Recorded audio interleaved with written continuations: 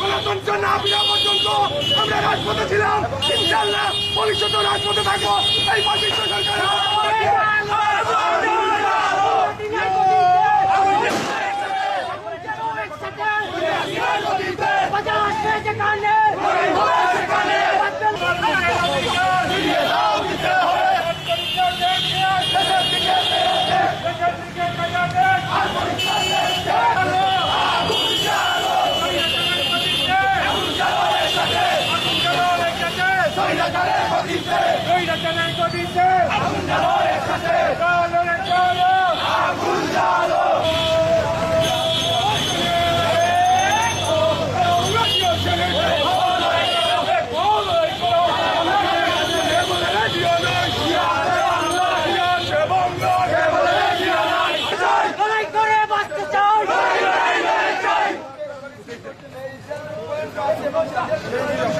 Thank you.